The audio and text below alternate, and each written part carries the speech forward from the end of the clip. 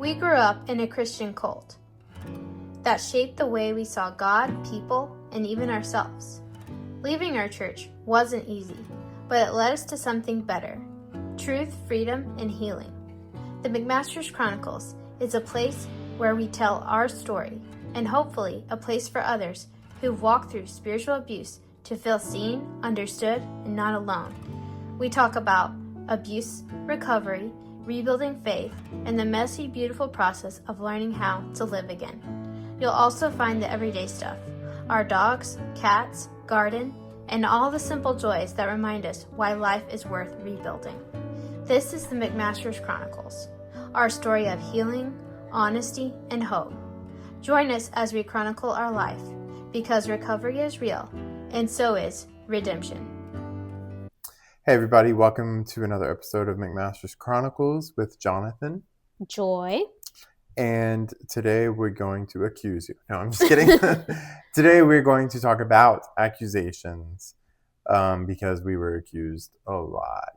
You know, before we get into this, I just want to say something that's kind of funny about, it's not really funny, but the accusations is after I left, I spoke to the pastor emeritus and said, well, whenever I was telling him things that he did that I have proof of, that is written down, he was saying that all I was doing was accusing him.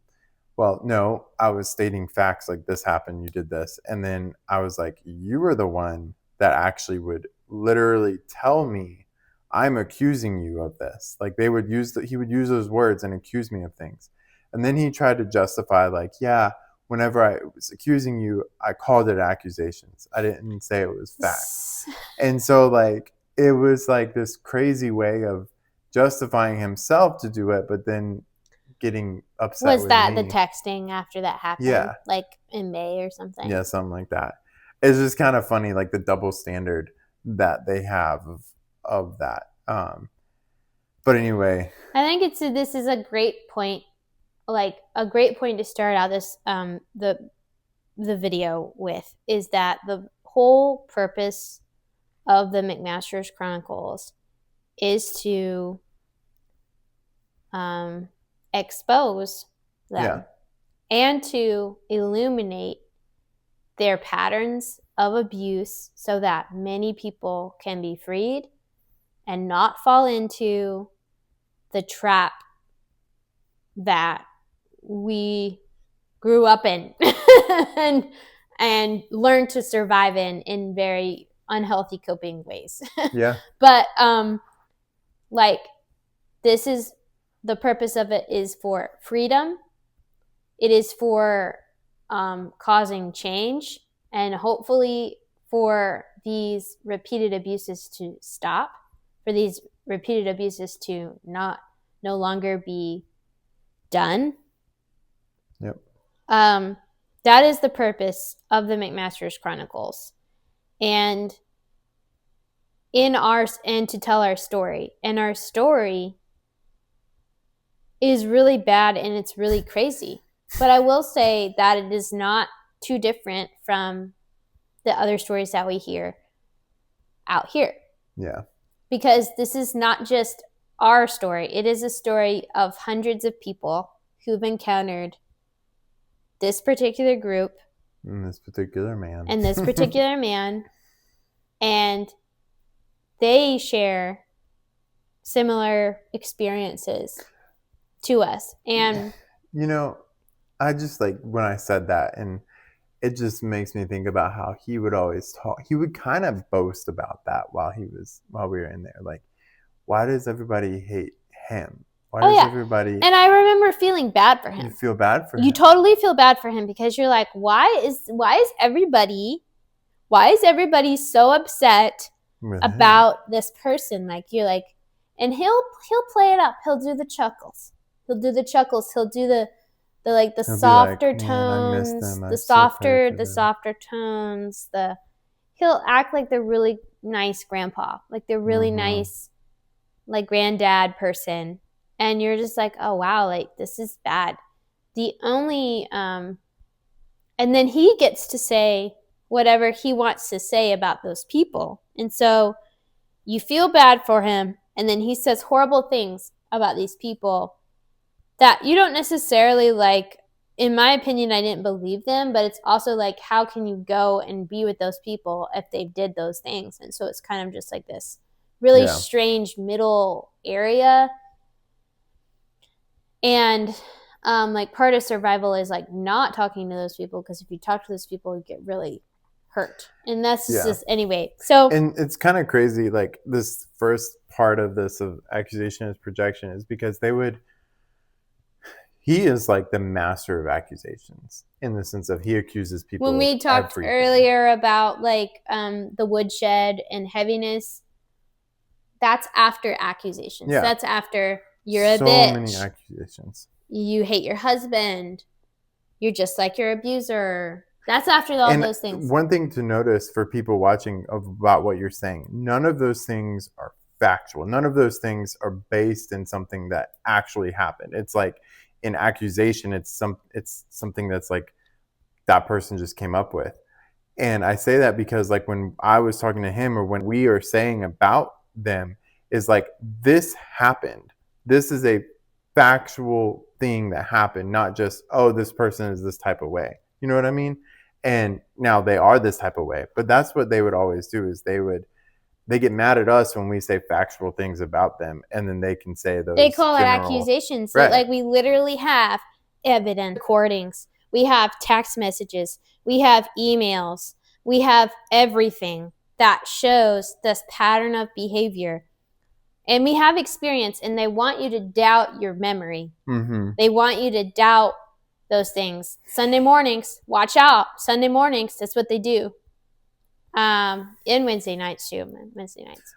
But the first concept of like, this is how this topic is like, how do narcissists use accusations, basically? And so often they project. And what projection is they accuse you of doing something that they're doing. And if they're being deceptive, they'll accuse you of lying. If they're controlling, they'll call you manipulative or rebellious. So often they'll do that. Like, I mean, like this is who they are. It's just so hard to like describe it, because it is just literally who they are. Like they are. But what it does is, I remember times like talking to them, and he would, like, for example, I would even have like a praise, like hey, I'm not this way anymore. This was back when I was really trying to see things differently and think like, okay, they're not bad. And I would be like, look, I don't see you this way anymore. I don't see you as like this terrible person. And then he would come to me and be like, tell me that I'm holding on to the past, and I'm doing this, seeing him as like this terrible, like I am seeing him as this terrible person or whatever. And like he would then accuse me of all of these things, while also saying like, well, if that's what it takes for me to, if I have to leave you alone, or if I have to do this for you to be happy or whatever, I'll do that, which really makes me feel bad for him. So he's like accusing me of treating him poorly, and then he's making me feel bad for him. So it's a very manipulative thing that he's doing in order to look like the good person. But he's the one that's actually accusing and being manipulative and all of that stuff, instead of what he's saying I'm doing. I don't know if that makes sense. Mm-hmm. But it's just like, they always put it off on you. You're the one that's got the problem. You're the one that's got to change. You're the one that has the issue. And if you go back and you think back on all of the things that you've dealt with, and you've tried to bring up, hey, what about this? What about that? You'll realize it's always, always, always your fault or another congregant's fault. Never a pastor's fault. Accusations are used to control, and so they keep the victims in a constant state of self-doubt and fear, which is what I said, like, if I'm like my abuser, I don't want to be like that. Right. And I can, because I'm a normal human being, I'm open to the idea that I'm wrong. Unlike them that are not open to the idea that they're wrong. Yep. And so because I'm open to the idea that I'm wrong, I'm a lot more susceptible to serious things being said about me because I care. I care how I live my life. I care and I examine. And that's actually a very biblical thing to do, is to examine. But see, they use very biblical things and they use facts, like we're all sinful. And they use that to get to you. Like, it's crazy. It's crazy. If you're always trying to prove you're not what they say you are, you stop trusting your own discernment. And they use this to keep you submissive, make you dependent on their approval. That's definitely true, because they're like, if they're saying all this horrible stuff about you, then you're like, do they really see me like that? Like, am I really that way? And you want to get their approval to make sure that you're not that way. Like, I'm not this way, right? Like, I'm not this way. And they appear righteous while you appear guilty. That's probably the real reason why they do that, because they want to feel better about themselves. And one of the examples of you bringing a bad spirit into the group, they would, I know a specific family that they would always accuse of like, y'all are tearing this church down. You're tearing this down. And it's like, you then want to change. The thing is that it isn't just a repentance of a sin, because a lot of times there's not a sin to repent of in those situations that they're talking about. But it's like, you have to completely not give yourself up to the Lord. You've already done that when you got saved. But give yourself up to them, like their control. And it's more of like, you can't just repent. You have to repent and like submit your everything to them and do whatever they say and whatever they want. So isn't it so good to know that that's not true? It's not biblical. It's so good to know that you don't have to do that with any human being. No human being you have to do that to for whatever. Fill in the blanks. There is because there is no mediator now. There's no mediator. Yeah. And like Jesus, he's our high priest. Yeah. Like, so you go to Jesus. Like, and that's really good. It's good to know that that's true. And the reason why you feel that way is not because you're a horrible theologian. It is because you were severely abused. And there needs to be grace and mercy given. Not really mercy, but like grace given for the fact that there's been a lot of abuse that has occurred for decades on every person that has come in contact. And accusations are used to reverse the victim and the offender. So this is Darvo, and we have a video on Darvo. And the narcissists use Darvo to deny what they did. So like, if you come to them with an issue, like we've said so many times before, we have done that, then they'll deny it, and then they'll say, no, it's you. You're the problem. Like, you have a bad attitude about this. I've been noticing this thing about you. And they'll completely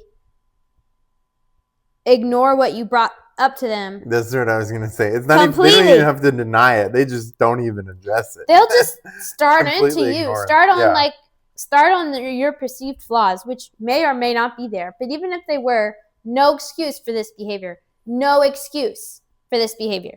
They reverse the victim and the offender roles. And so now you're the offender and they're the victim, and you're mistreating them by bringing up the truth and by bringing up the issue. And so they'll be like, you disrespect the pastors. You're trying to bring division within the group, and all this stuff. Which, quite frankly, like, things just cannot be allowed. Like, they cannot be allowed to continue if they're hurting people. Like, they can't. Like, people need to know that they are being hurt. People need to know that, and people need to get away from that. And it really impugns you for not wanting them to get away. Like, why do you care so much? Like, why do you care? So, like, I'll give 2 examples of this. One is when I was in the hospital and, like, just breaking down completely because of what I was going through back at home.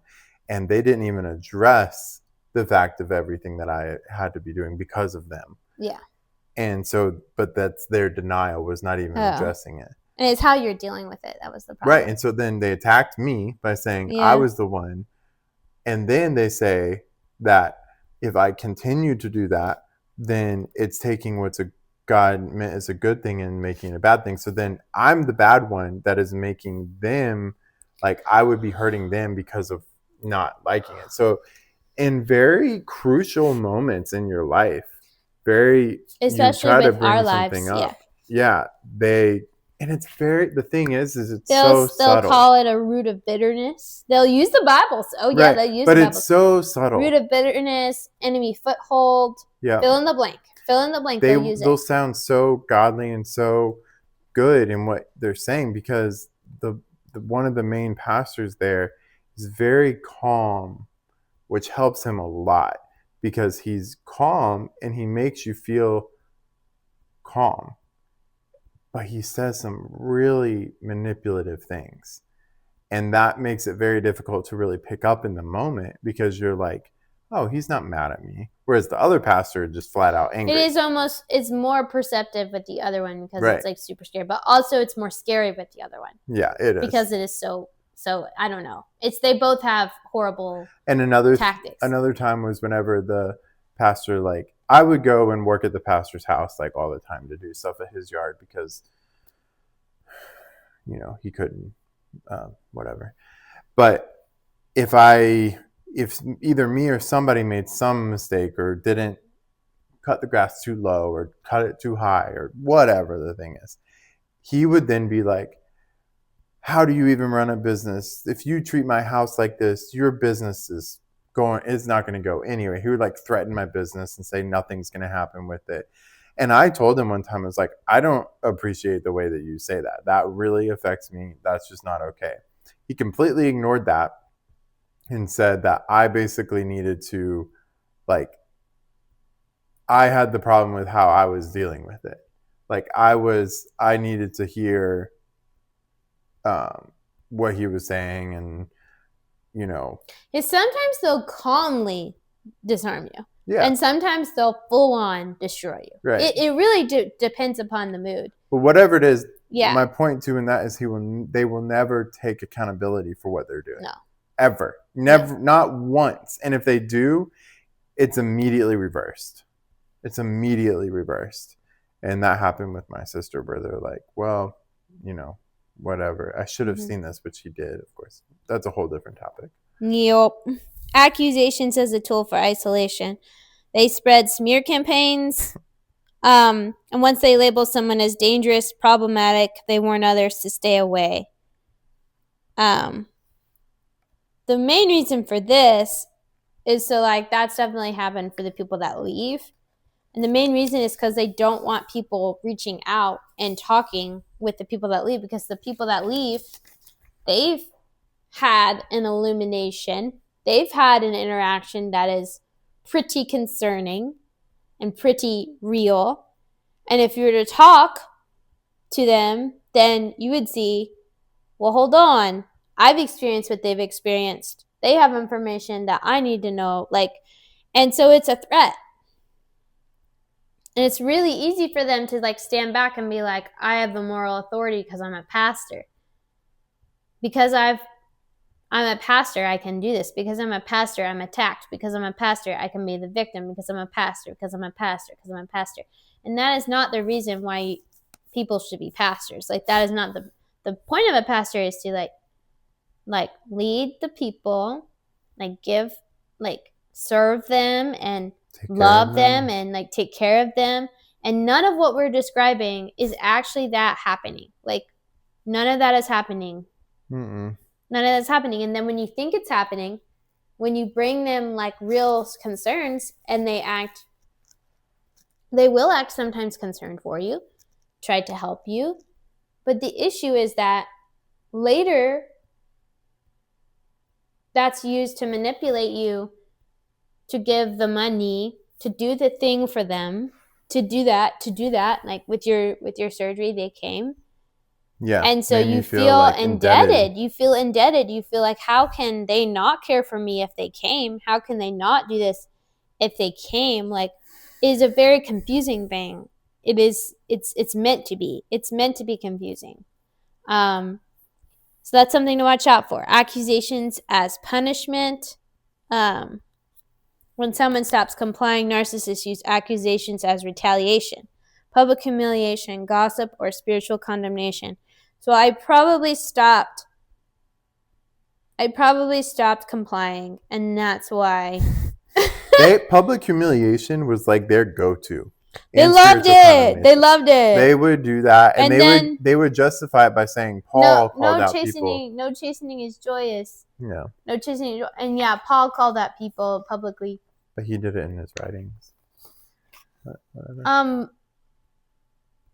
Yeah. Well, here's something I have to say about that. If Paul called people out publicly, why do you have a problem with what we have to say? Like, I'm talking to you. I'm talking to you right now. Like, if Paul did it, why can't you take it? You can dish it, but you can't take it. You can dish it, but you can't take it. Like, because they can't be touched. They can't be touched. They can't be impugned. Touch not mine. It's not about truth. It's about power and control. Healing from false accusations. So the hardest part about these accusations is they get inside your mind, and you start to wonder if they're all true. Am I is what I'm feeling okay, or is this like perception, and like is this? You start questioning yourself. You start questioning what reality. You start questioning your discernment, your God-given discernment, the Holy Spirit in you. You start questioning everything, because what's right, if what you're discerning and what you're seeing contradicts what they're saying, then you must be wrong. There's no question. That just is, you're wrong. So then you're like, okay, if that's what I'm seeing, then is everything that I'm seeing wrong? And then you become fully dependent on them and needing to know their discernment and their judgment for you, which is really scary, because then your whole life is just based on what they say and they determine is good for you or whatever. But it's really dangerous for you in your own mind. So it's really important to recognize the pattern. Projection, control, reversal. Hey, every time I come to this person and it's legitimate, it's not. Somehow it's not legitimate. Somehow it's my fault. Like, make conscious effort to recognize that. Stop arguing your innocence. That one's hard, because let me tell you, it's not going to go anywhere. Nope. Then reconnect with safe, truth-based community. Us. That would be us. But if you do not feel comfortable with us, we understand. There's plenty out there. There's some, well, maybe not plenty. There's actually not. There is we plenty can help you. Yeah. There is plenty in the fact that there is some. Then let time reveal. But you have to get yourself kind of out of that situation. Yeah, you really do. To have some clarity. Because you're going to want to like work on it. You care about these people. You love these people. You want to have a relationship with these people. And you're going to want to work on it. And that's going to be normal for you. And you're going to have that hope, like we all did, and what he did, and everything. And that's good in normal social circumstances. But you are not in a normal social circumstance. You are in an extreme organization that protects one person, two people now, protects two people, one family, and they're not going to roll over and say, you know what, we have been wrong for 40 years. They're going to double down. They're going to double down, and they're going to say, you deserved it. And then you're going to be impressionable and be like, maybe I did deserve it. And then you're going to re-enter that cycle. So don't do that. Don't re-enter the cycle. Because that's what you've been doing for so long. Don't do that. Give yourself grace and be brave enough to do something different than you've always done. Yeah. Because it's not going to ever change unless there is not a biblical, I just have something to say. If we're completely wrong, We're not completely wrong. We're completely wrong. But you have doubts, okay? And you were like, okay, I'm just going to explore these doubts. I'm going to allow myself to explore these doubts, which in and of itself, that feeling of allowing yourself to explore doubts is a threat. Because when you explore doubts, you are threatening yourself. You are putting yourself in harm's way of a beatdown, which they'll say later it's not a beatdown, but it's a beatdown, of shunning, of shaming, of punishment. So you're putting yourself at harm's way. But allow yourself to consider another way. And like, if you need to go and like be like, hey, I'm having these issues, and you go to another church, a coworker, a message board, like a therapist, and like say, these are what I'm noticing, these are the patterns.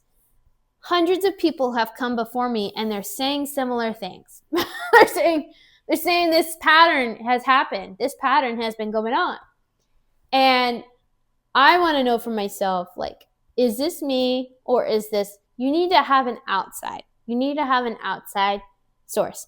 There is nothing like in the Bible that says you're automatically not saved because you want to do that. There is nothing in the Bible that says you hate people just because you want to do that. The reason why they've been so successful is because they're using really nice people, really honest people, really caring people. And yeah, that's what I have to say. You have anything else? Not really. It's just, I pray that you're able to be strong enough to make those first steps. And it feels super scary. It feels really hard. Please watch our other videos where it says the truth about leaving. There's 2 videos there. It feels super scary. But there is hope. Do not give in to despair. Do not give in to self-doubt. Do not feel compelled to tell them things when they do not deserve that information. Do this. If you can't leave, say like, I need to take a month away. And then during that time, talk to somebody else. That's what you did, because you knew something wasn't right. You just need to get away for a little bit. Even if your intent is not to stay away forever, just get away for a little bit. Let yourself get a different voice in your head. And then they may tell you that you can't do that, but you can. They will. Yeah. Because that's what they did to him. They'll be like, why do you even want to do that? Don't ask them. Yeah, just do it. You're just gonna have to. You're gonna have to find it within you. You're gonna have to do it. You're gonna have to find it within you. But listen, you don't have to do it by yourself. Nope. You don't have to do it by yourself. If you don't want to come to us, kind of going back to like, else. I think it was more the isolation video that we just filmed, but we talked about isolation, and they're really good at it, and they make leaving, when they isolate you, they make leaving even harder. And part of it is they isolate you so much that you don't have relationships with people that you could have relationships. Like, listen, they told your mom that she was going to be destitute. She wasn't going to have anybody. They were just trying to scare her. Listen, don't fall for it. Yeah. Don't fall for it. They will say all the bad things of what's going to happen if you do that. They told me I didn't have anybody to turn to. They tell people that to scare them. And we're here for you. And we'll fight for you. And we'll protect you. And we won't stop. We will not stop. So you will always have us. We will always be here. Yep. And that is something we are 100% on. 100% on. Like, we will always be here for you. We know what's happening. We know how it feels. We know the confusion. We know the pain. And kind of like in the other video where God is there for you. Like, and what's so sick, what's so twisted about this place is you feel like you've hurt God.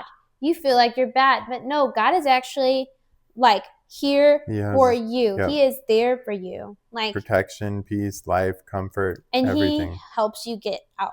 Comfort that is not their version of comfort. Not the stinky comfort that beats you up. Not the beat you up with a rod comfort. But we love you. We care for you. We're here for you. We hope to see you soon. Yeah. If you're watching this, please subscribe, comment, share these videos with anybody because they may know somebody that is in a situation like this. That's really, we just want to be able to help anybody and everybody that is in this type of situation. So thank you again, and we will see you next time.